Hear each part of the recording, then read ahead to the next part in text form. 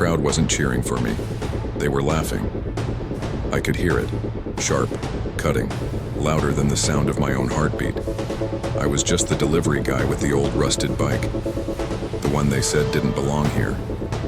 Have you ever felt every eye on you, not because they admire you, but because they're waiting for you to fail? That's what this was. Whispers turned into smirks, smirks into outright mockery. I kept my head down, but my grip on the handlebars tightened. They didn't know me.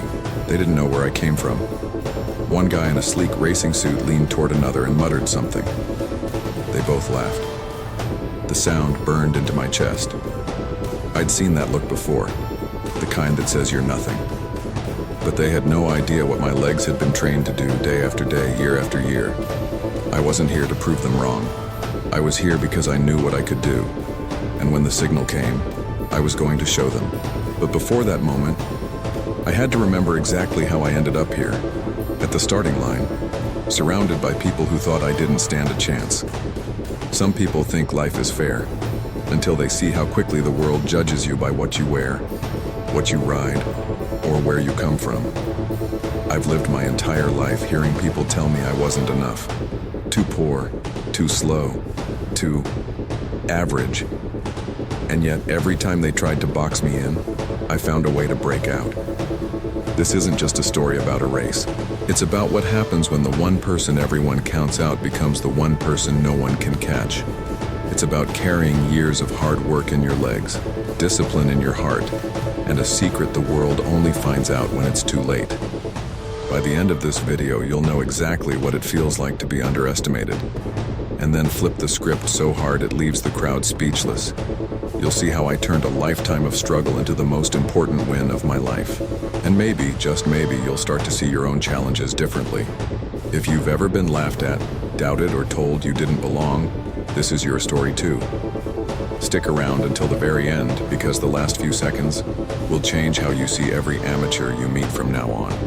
Before we dive in, hit subscribe so you never miss another story like this. Drop a like if you've ever had to fight for respect, and leave a comment telling me the city and country you're watching from. I'd love to know how far this story travels. Now, let's go back to where it all began. The first thing I noticed wasn't the crowd. It was the sound. That sharp, mocking laughter that slices right through you. The kind that makes your chest tighten before you even look up.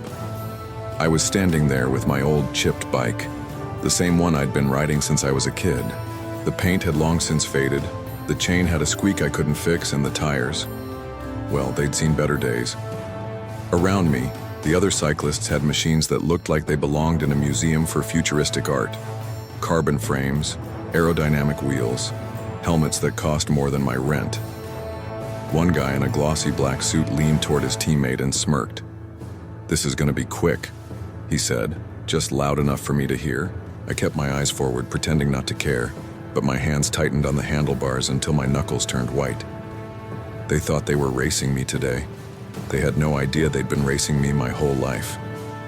The announcer's voice boomed over the loudspeakers, calling each competitor by name.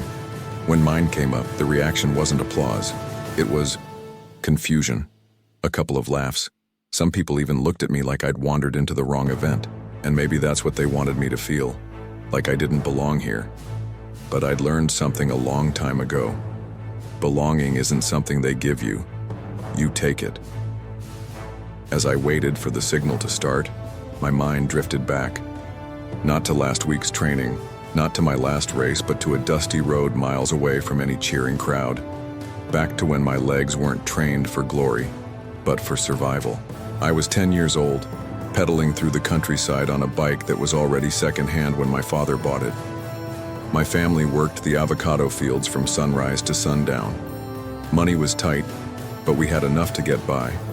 And when I was old enough to help, I did. My job? Ride into the city with a crate strapped to the back of my bike and deliver produce to a handful of buyers. The road to town wasn't forgiving. It was steep, winding, and full of potholes. But after a while, I knew every bump, every turn, every hill by heart.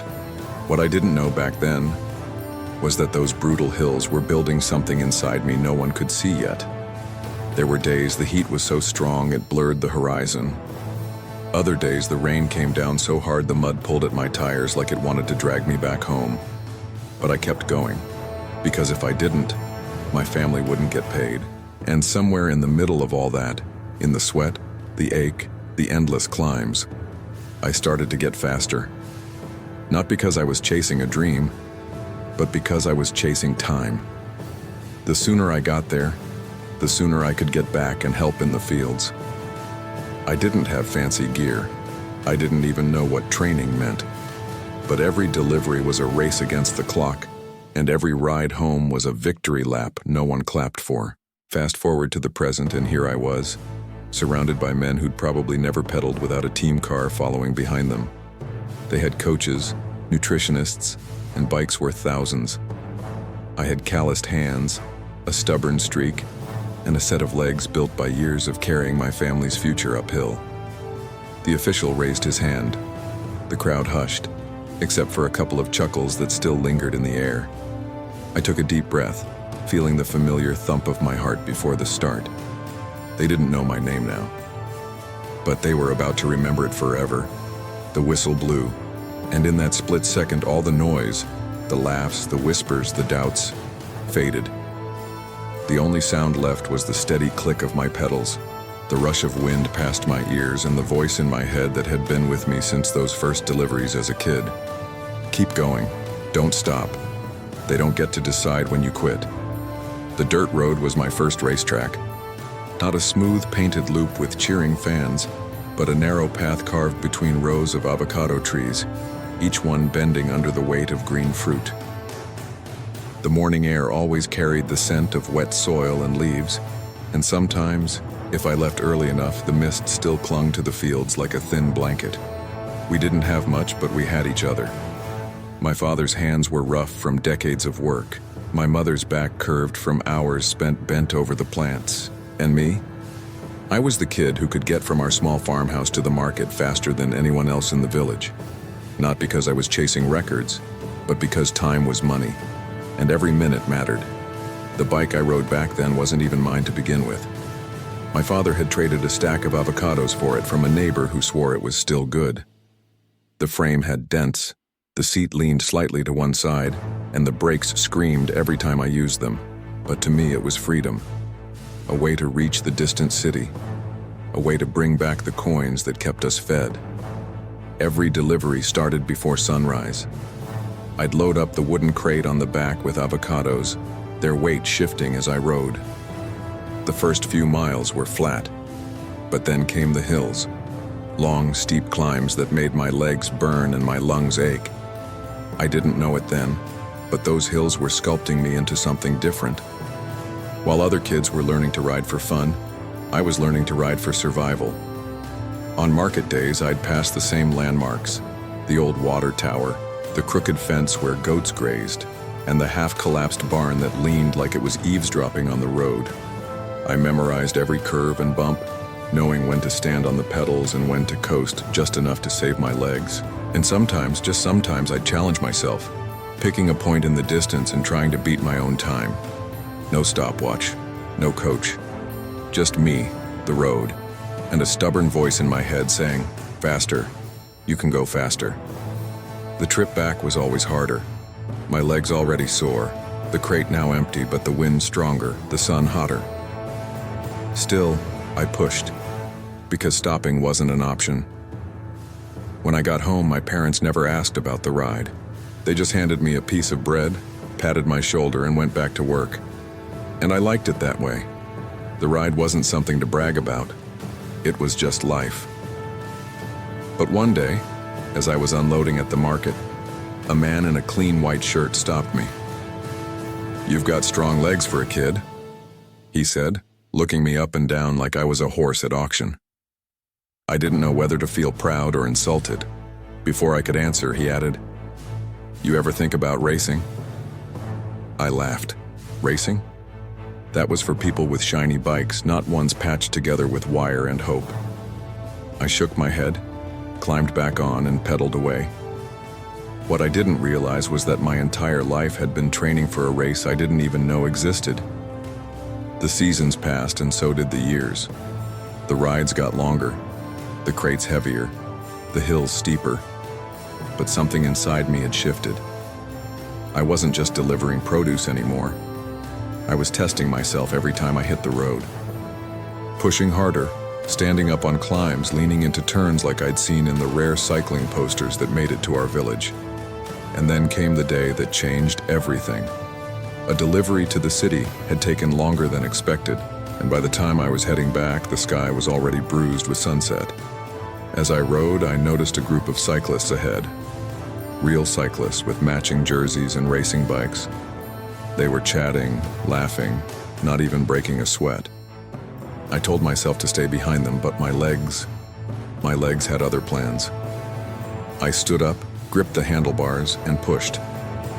The wind roared in my ears, the road blurred under me, and before I knew it, I was passing them. Their conversation stopped. One of them glanced at my battered bike, then at me, his expression shifting from amusement to disbelief. They didn't know my name, but for the next few minutes they couldn't catch me. That night, I lay in bed replaying that moment over and over. For the first time I wondered, if I could do that with this bike, what could I do with the right one? The hills were my teachers. They didn't care if I was tired, hungry, or late. They didn't bend for my excuses. If I wanted to reach the city and get back before dark, I had to climb them, every single time. And they weren't gentle slopes. These were long, punishing inclines that made my thighs scream and my chest burn. At first, I hated them. Every pedal stroke felt like it was dragging me deeper into exhaustion. But over time, something strange happened. I stopped fearing the climbs. I started attacking them. Standing on the pedals, rocking the bike side to side, I'd dig in and push until my vision blurred. Then, when I reached the top, the rush hit me. The wind, the speed, the feeling of flying downhill. It became addictive. That's when I started experimenting. I figured out that if I kept my upper body still and drove all my power from my legs in quick, controlled bursts, I could accelerate faster. I learned to read the road, spotting the exact moment to shift my weight forward or backward. It was instinct, built from repetition, not some training manual. While most kids my age were playing soccer or hanging out after school, I was unknowingly building a cyclist's engine, lungs like bellows, legs like steel cables, and a mental toughness that didn't care about pain. I didn't know it yet, but I was turning into something the city racers had never seen before. One day on my way back from the market, a storm rolled in fast. The rain hit hard, the kind that blinds you in seconds. The dirt road turned into a slick mess and the hills became walls of mud. I should have stopped, but the deliveries had to be made, and the thought of coming home empty-handed wasn't an option. I leaned forward, keeping my weight balanced, and just kept going. My tires slipped, my shoes filled with water, but every muscle in my body fought to keep momentum. At the top of the last hill, I looked down and realized I'd done it. Climbed the worst hill in the worst conditions without stopping once. From that day, no hill scared me. When I eventually rode into the city more often, I started noticing the real racers training in groups. They had helmets, gloves, and bikes so light they could lift them with one hand. I watched them from a distance, studying every move, every turn, every sprint. And sometimes, I followed. Not close enough to bother them, but close enough to see how they handled the road. What surprised me was that on the climbs, they didn't seem as explosive as I expected. They were steady, measured, but they didn't have the raw bursts I'd been forced to develop. It was the first time I realized I might have something they didn't. One morning, a group of racers passed me on the outskirts of the city. They didn't even look at me. Just another delivery guy in worn clothes on a beat-up bike. But then they hit a hill I knew well. I watched their pace, counted the seconds in my head, and went for it. I surged forward, standing on the pedals, feeling the power build in my legs. The gap closed inch by inch until I was right beside them. One of them glanced over, eyes narrowing, probably wondering who this stranger was. Then, before they could react, I pulled ahead. Just a few bike lengths, but enough to make them chase. They caught me eventually, of course, but the look on their faces told me everything. They weren't expecting me to be there, and I wasn't supposed to be. That night, lying in bed, I thought about that hill, about the way they'd looked at me, not as a delivery guy, but as a competitor, even if just for a moment. And for the first time, I felt something dangerous growing inside me. Ambition. The hills had made me strong. Now I wanted to see just how far that strength could take me. The city always felt like another planet to me. The noise, the traffic, the endless rows of buildings. It was nothing like the quiet roads and open hills I grew up with. But when I married Sarah, I knew it was time to start a new chapter. She had dreams too. Dreams that needed more than what the small town could offer. We found a tiny apartment in a neighborhood that never slept. From our window, I could see delivery drivers buzzing in and out of restaurants, weaving through cars, disappearing into side streets. It didn't take long before I joined them. At first, I thought I'd need a better bike. Something lighter, faster, maybe even with gears that didn't stick when I shifted. But money was tight, and my old bike, well, it had carried me up and down those punishing hills for years. I trusted it. It wasn't pretty, but it was mine. Every morning I strapped on a second-hand delivery bag, checked the brakes, and set off. My routes were long, often through traffic so heavy you could smell the heat from the engines. I learned to cut through alleys, time the traffic lights, and use every gap to my advantage. My legs still burned the same way they did on the hills. Only now, the challenge came from dodging cars instead of climbing slopes. It didn't take long for people to notice the guy on the old bike who was always early. One night, after dropping off an order downtown, I stopped at a red light next to a group of sleek road bikes. The riders were laughing, their jerseys covered in logos, their bikes shining under the street lamps. One of them looked over, scanned my rusty frame, and smirked. "Nice ride," he said, sarcasm dripping off every word. His friends chuckled. The light turned green, and they took off like they were in a race I hadn't been invited to. I stayed behind, pretending not to care, but inside the fire lit up again. The city had its own kind of hills.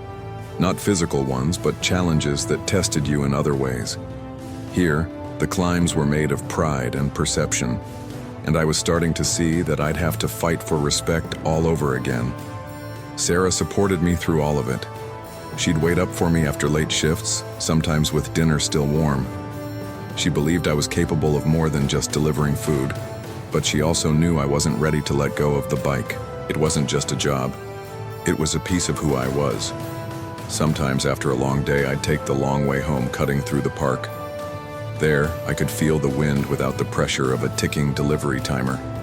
I could hear my own breathing and remember those mornings back on the farm, racing the sun to the top of a hill. I didn't realize it, but my reputation was spreading, and not everyone liked it. A few weeks later, I got an invitation I didn't expect. A local rider I'd seen a few times, and someone who never laughed when the others did, told me about a small race happening on the edge of the city. "You should try it," he said. "You're faster than you look." Part of me wanted to say no. I didn't belong there. I didn't have the right gear, the right bike, or the right look. But another part of me, the part that had chased down city racers on hills for fun, couldn't resist. I showed up early on race day. The other riders gave me the same look I'd been getting since the first day in the city. The once-over, the smirk, the quiet dismissal. They saw an amateur, a delivery driver, someone who was about to be left behind. But I had something they couldn't see. Years of riding with purpose every single day, no matter the weather. And I knew how to suffer better than anyone there. They thought it would be an easy win. They had no idea they were about to meet the hills I carried in my legs. The first thing I learned about racing in the city was that speed wasn't the only thing that decided who got to compete. Sometimes it was who you knew. Other times it was how you looked.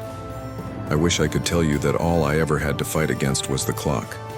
But the truth is, some battles started long before the race did. At my first official local race, I stood at the starting line, gripping my handlebars. My old bike looked even older under the bright morning sun, its paint chipped, the seat worn. Around me, riders adjusted sleek helmets and tapped the sides of their carbon frames like they were tuning instruments. Then, the whispers started. "Delivery boys here for a workout," someone said behind me.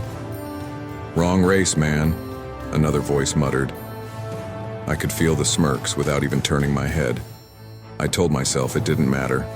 I'd been underestimated before. But then came the look, that long, slow up and down glance from one of the organizers. It wasn't just about my bike, it was about me. That was the moment I realized some people weren't planning to let me finish this race. The course wound through narrow streets, up short but steep hills, and into a loop around the park. I knew I could handle it. But halfway through the first lap, something strange happened. A rider ahead of me suddenly swerved, forcing me toward the curb. I barely stayed upright. The next lap, another rider accidentally cut me off at the turn, making me brake hard. It was subtle enough that no one in the crowd noticed, but I knew what was happening. I'd seen it before in other parts of life. Little roadblocks, small nudges meant to make you fall behind without anyone calling it out. I didn't crash, but I lost time. Enough to keep me from the top spots that day. After the race, I overheard two riders talking near the parking lot. "Fast for a guy like him," one said. "Yeah," the other replied, "but these races aren't for guys like him." I walked away before I could hear the rest. My chest was tight, not from the ride, but from something heavier. Sarah saw it in my face when I got home. "You rode well," she said, "but they didn't want you to win, did they?" I shook my head. She didn't ask more. She didn't have to. That night, I thought about quitting, not because I couldn't keep up, but because I didn't know if I could keep fighting against something this invisible yet so powerful. But the thing about growing up climbing hills, you learn that stopping halfway is never an option.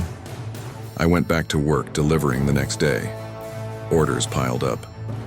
The city felt heavier, but the pedals still turned the same way they always had. And with every mile, I could feel my resolve coming back. 2 weeks later, another race came up. This time I knew what to expect.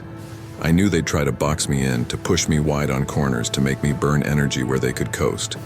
And that's when I decided, if they were going to fight dirty, I'd have to ride smart. On race day, I started at the back. Everyone thought it was because I was scared. I let them think that. I watched their lines, their pacing, the way they positioned themselves in the pack. I stayed just far enough to avoid the elbows and the sudden swerves. By the final lap, the leaders were already celebrating, looking over their shoulders and laughing. That's when I made my move. A burst of speed I'd learned on those farm hills, the kind that didn't fade. I flew past 3 riders, then 5, then 8. By the final turn, I was in second place. The crowd was shouting, some in shock, some in disbelief. I didn't win that day, but I crossed the line close enough to make every single one of them turn their heads. And that's when I realized I didn't need their permission to belong here. I just needed one real chance. It wasn't the biggest race in the state. It wasn't even one of the official ones that made the sports pages. But for me, it might as well have been the World Championship. The flyer was taped to the front window of a small bike shop I passed every morning. Community Challenge Ride. Open entry. All welcome. I almost rode past without stopping, but the words, "all welcome," caught my eye. It didn't have the same political games or elite rules as the other races. The prize wasn't much, a small cash amount and a voucher for gear, but something about it felt different. Maybe it was because I needed a win, not for the crowd, but for myself. I signed up the same afternoon. The morning of the race, I showed up early, rolling my old bike into the park where they'd set up the starting line. No grandstands, no loudspeakers, just a modest crowd of riders, some with second-hand bikes, others with well-used racers. A few recognized me from other events. One man in a crisp team jersey gave me a smirk and a nod, like he expected the usual outcome. He didn't know I'd been planning for this moment for weeks. The course was tight, weaving between trees, looping around the lake, and hitting a brutal uphill stretch near the end of each lap. I knew that hill was where this race would be decided. From the start, I stayed middle pack. Not because I couldn't go faster, but because I wanted to save my legs. Riders ahead of me were burning energy on the flats, trying to build big leads early. I kept my breathing steady, listening to the hum of chains and the slap of tires over gravel. By the third lap, a group of 5 had broken away. I stayed just behind them, watching every move. One rider kept glancing back, annoyed I was still there. Coming into the hill on lap 4, I shifted down, stood up on the pedals, and pushed. Years of climbing farm roads had taught me how to make gravity my ally. My bike wasn't built for speed, but my legs were built for this. I surged past 2 riders, their heavy breathing drowning out the cheers from the small crowd. By the crest, I'd closed in on the lead group, and that's when I decided I wasn't going to settle for second. On the final lap, it was me and one other guy, tall, lean, with a frame that probably cost more than my first car. He tried to shake me on the downhill, cutting corners tight, but I stayed glued to his wheel. The hill came into view one last time. My heart was pounding so hard I could feel it in my ears. Halfway up, he glanced back, the mistake I'd been waiting for. I exploded forward. Every muscle screamed, but I kept pushing, the way I'd done carrying sacks of produce uphill as a kid, the way I'd done on delivery runs in the pouring rain. At the top, I was ahead. On the flat stretch to the finish, I didn't look back. The tape broke across my chest, and for the first time in my racing life, there was no smirk waiting for me, no half-spoken comment about how I got lucky. Just a wave of cheers, genuine, raw, and loud. And somewhere in that crowd, a man with a corporate polo and a camera around his neck was watching me very closely. After the race, I was still catching my breath when the man in the corporate polo approached me. He wasn't holding a trophy or a medal, just a business card with a bold logo I recognized instantly. "Nice ride out there," he said, his tone more measured than congratulatory. "I run sponsorships for Titan Cycles. You ever thought about racing outside of these local circuits?" I almost laughed. Me? Sponsored? On this bike? I had a dozen questions, but before I could say anything, he added, "We've been looking for riders who can draw a crowd, and you've got a story." It was strange hearing someone talk about me like that. I'd always thought my story was just life. The farm, the deliveries, the uphill rides in the rain. But maybe, to people who'd never lived it, it was something else. He handed me his card and said, "Think about it, I'll be in touch." I didn't know it then, but that card would be my ticket into a world I wasn't ready for, and one that wasn't ready for me either. 2 weeks later, I got the call. Titan Cycles wanted to put me in a regional race. Nothing huge, but big enough that scouts and sports reporters would be watching. They offered to loan me a new racing bike for the event, along with a kit that actually matched. I remember wheeling that bike into my apartment. It was lighter than anything I'd ever touched, the gears shifting like silk, the tires whispering against the floor. Sarah just stood there smiling. "Looks like you finally got a fighting chance," she said. The day of the regional race was like stepping into another universe. The crowd was bigger, louder. The riders were all in matching kits, their bikes lined up in perfect symmetry. I rolled up on my new Titan machine, feeling like an imposter in borrowed armor. From the start, the pace was brutal. Riders jostled for position, elbows brushing, wheels overlapping. This wasn't the cat and mouse of local races. This was war at 30 miles per hour. I stayed middle pack for most of the race, waiting for the climb. My climb. Halfway through, I made my move. The Titan bike responded like it knew me, every ounce of force translating into speed. I picked off riders one by one, the crowd noise building as I crested the hill near the front. But as I hit the descent, disaster struck. A rider clipped my back wheel. The bike wobbled violently, and for a second, I thought I was going down. Somehow, I kept it upright, but I'd lost precious seconds. If I wanted to prove I belonged here, I had less than 3 miles to do it. I dug in. The gap was wide, but my legs had been forged on worse climbs than this. With each turn of the pedals, the lead riders came closer. At the final corner, I was within striking distance. The finish line blurred ahead, the crowd on its feet. I pushed past 2 riders, then a third, crossing in 3rd place overall. It wasn't a win, but it was enough. Enough to get my name on the announcer's mic. Enough to make reporters turn their cameras on me. After the race, The man from Titan found me again. This time, he was smiling. "Congratulations," he said. "You're not just a delivery driver anymore. You're a contender." And just like that, the world had finally started paying attention. But the higher you climb, the stronger the wind tries to push you back. From that day on, everything moved faster. Titan Cycles put me in bigger races, ones with real prize money, television coverage, and riders whose faces were printed on billboards. I was no longer just the guy with the old bike. I was the rookie with the story, the man who'd come from nowhere. And with every victory, the whispers got louder. At my first state-level race, I noticed it right away. The stares in the locker area, the quiet chuckles when I walked past. Not everyone was happy to see me here. Some were blunt about it. One rider muttered, just loud enough for me to hear, "Delivery guy doesn't belong in a pro kit." I didn't respond. I'd learned a long time ago that the best answer comes at the finish line. That day the course was long and punishing, with 2 massive climbs and a headwind that felt like a wall. I stayed patient, letting others burn themselves out early. On the final climb, I attacked hard, legs screaming but mind locked on one thought: make them eat their words. I crossed second. Not a win, but high enough to get my name splashed across the sports page, and high enough to make a few powerful people wish I'd never shown up in the first place. The more I raced, the more the sabotage started. Accidental bumps during tight turns, mechanics forgetting to tighten bolts during bike checks. And then there were the rule changes, sudden new requirements for entry, all conveniently announced just days before events I was dominating. One race in particular still burns in my memory. I'd been training for months, perfecting my sprint finish. The night before, officials told me my bike didn't meet the updated specifications. It was the same model I'd been riding for weeks, the same one they'd approved before. I had 2 options: drop out or borrow a spare bike from another rider. I chose the latter.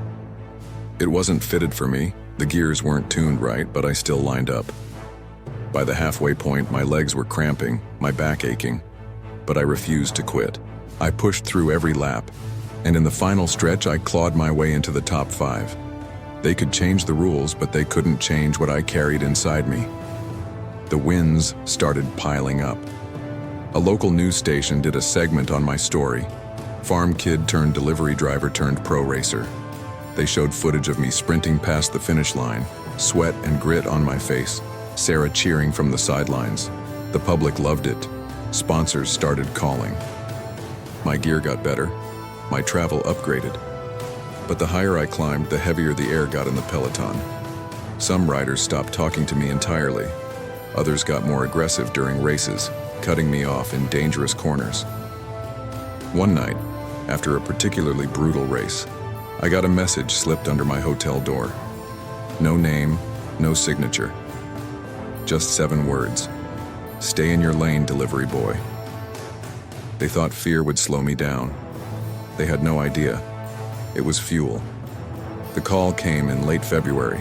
Titan Cycles had secured me a spot in the National Road Championship, the biggest stage in the country, the kind of race where careers are made, legends are born, and sometimes reputations are destroyed. For weeks, the media built the hype. I was the working-class underdog, the delivery driver with a dream. But underneath the glossy headlines, I could feel the tension. Not everyone wanted me there, and some didn't bother hiding it. When I arrived at the venue, the difference was obvious. The other riders had entire teams around them: coaches, mechanics, nutritionists.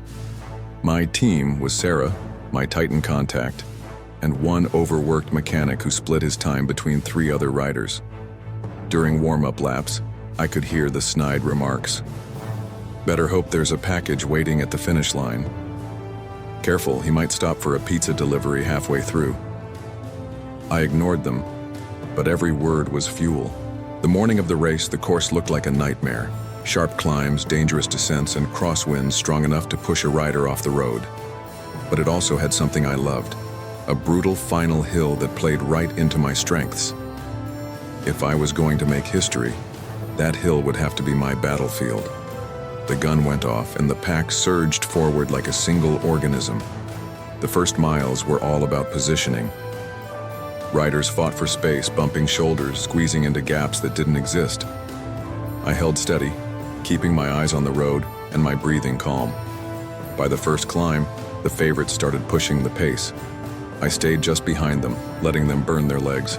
The crowd was massive, lining every stretch of road, waving flags and shouting names. Not always mine. Midway through, disaster almost struck. In a tight corner, one rider clipped my front wheel. I swerved hard, narrowly avoiding a crash. My heart pounded, but my bike was intact. I knew it wasn't an accident.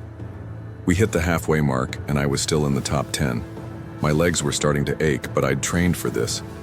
Every delivery route, every hill back home, had been a rehearsal for this exact moment. At mile 80, the real test began. The wind picked up, turning every pedal stroke into a fight. Riders started dropping back. My breathing grew ragged, but I pushed harder, moving into the top 5. I could feel the eyes of the leaders on me now. One of them, a seasoned pro with a dozen titles, pulled alongside. "You don't belong here," he muttered before surging ahead. I decided right then, if I was going to lose, I'd lose empty. If I was going to win, I'd take their respect with me. The final miles blurred into a tunnel of pain and noise. My legs screamed, my vision tunneled, but the crowd's roar pulled me forward. We reached the base of the final hill, the hill I'd been waiting for. I shifted down, stood on the pedals, and attacked. The leaders tried to match me, but this was my terrain. Every push was a memory, hauling crates of avocados up dirt slopes, sprinting to beat the sunset, grinding through storms with deliveries strapped to my back. Halfway up, it was just me and the reigning champion. Our wheels were inches apart, our breaths ragged. He glanced over, disbelief in his eyes. I pushed harder. At the crest, I had a 2-bike length lead. The descent was pure adrenaline, my tires biting into every curve. The finish line came into view, and I heard Sarah's voice above the crowd. "Go, go, go." I crossed first, arms raised, chest heaving, tears blurring my vision. I had done it. National champion. The announcer's voice boomed over the loudspeakers, calling my name. Cameras flashed, reporters swarmed. But in that moment, all I could think about was my family back on the farm, and the kid I used to be, pedaling a beat-up bike down dusty roads, dreaming of something bigger. I thought that was the peak.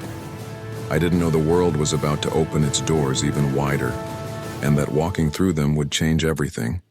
Winning the national title changed everything overnight. One morning, I was a delivery driver who happened to race. The next, I was the name on every sports segment, my face on magazine covers, my story spreading across social media. Titan Cycles called within hours. "We've got the invite," my manager said. "Invite to what?" I asked, half joking. "To the World Championships. You're going international, kid." I didn't even have time to let it sink in. 2 weeks later, Sarah and I were on a plane to Europe, a place I'd only ever seen in pictures. The city hosting the event was all cobblestone streets, centuries-old buildings and cafes packed with people talking in languages I didn't understand. But on the roads outside town, the terrain was unforgiving. Narrow climbs that twisted like serpents, descents so steep they felt like falling, and weather that could turn from sunny to freezing rain in minutes. The first practice ride was a wake-up call. Here, everyone was a champion somewhere. The jerseys around me carried the flags of nations that had produced cycling legends for generations. My yellow delivery shirt had been replaced with the sleek black and red of Titan Cycles. But the looks I got, those hadn't changed. During warm-ups, I caught bits of English from 2 European riders just ahead. "That's the delivery guy. Publicity stunt. He'll break before the first climb." I'd heard worse, but something about the way they laughed lit a fuse in me. If they thought this was just a charity invite, I was about to ruin their script. Race day came with cold rain and wind so strong it rattled the start line banners. The air smelled of wet asphalt and adrenaline. From the first pedal stroke, it was war. The pace was brutal, the corners tighter than anything I'd faced in the US. By the first climb, my gloves were soaked through and my legs burned like fire. Still, I held my position. Top 20, then top 15, then top 10. That's when it happened. A sharp jolt. My chain snapped free mid-climb. Panic shot through me, but instinct took over. I hopped off, fixed it by hand, grease covering my fingers, and remounted. The lead pack was now a blur ahead. I had two choices: let it go, or chase like my life depended on it. I chose the latter. By the next descent, I'd clawed my way back into sight of the leaders. Every corner was a gamble, one wrong move, and I'd be in the barriers. But the rain seemed to slow everyone down. Everyone except me. Years of dodging potholes with deliveries strapped to my back had trained me for chaos. The crowd's roar grew louder as I picked off rider after rider. Top 10, top 5. But just as I closed in, the peloton's mood shifted. Elbows got sharper, lines got cut. A water bottle came flying dangerously close to my front wheel. It was clear, some riders had decided I didn't belong here, and they weren't afraid to make that point at 50 miles per hour. If I wanted the world title, I'd have to survive the race and the riders. The final circuit loomed, a monster climb that the locals called the Wall. Steeper than anything I'd trained on, slick with rain, and lined with fans so close I could hear their breath. The leader, a European powerhouse with legs like steel cables, attacked early. The rest followed. My lungs burned, my quads screamed, but I stayed locked on his wheel. Halfway up, the sound of the crowd blurred into a dull roar. My vision tunneled. All I saw was the road ahead, and the ghost of every hill I'd ever climbed as a kid. Then I heard it. Sarah's voice somehow cutting through everything. "You know this. You own this." I stood on the pedals, every ounce of power left in me pouring into the crank. One rider cracked, then another. Suddenly, it was just me and the leader again. At the crest, I made my move. Sprinting into the descent, tires slicing through puddles, I felt the gap grow. The finish line was only seconds away. I crossed it first. World champion. Against all odds. The announcer's voice boomed my name, the flags of my country and Titan cycles flying behind me. Cameras flashed, the crowd roared, but when the medal went around my neck, I didn't think about the title. I thought about the farm, about dusty roads and avocado crates, about the beat-up bike that had carried me to school, to work, to dreams I didn't even know I had. I'd beaten the world, but the real victory was proving them all wrong. I learned something the hard way, and maybe it's what you need to hear today. It doesn't matter how they label you. It doesn't matter if the bike is old, if the equipment is cheap, if the crowd is against you. What matters is that you show up and race like you own it. Because one day, the people who laughed will be the same ones who tell the story of how they met you back then. Never underestimate someone who refuses to give up. If this story touched you, click the like button, subscribe to receive more real stories like this, and leave a comment sharing your city and country. I want to know where this message goes today.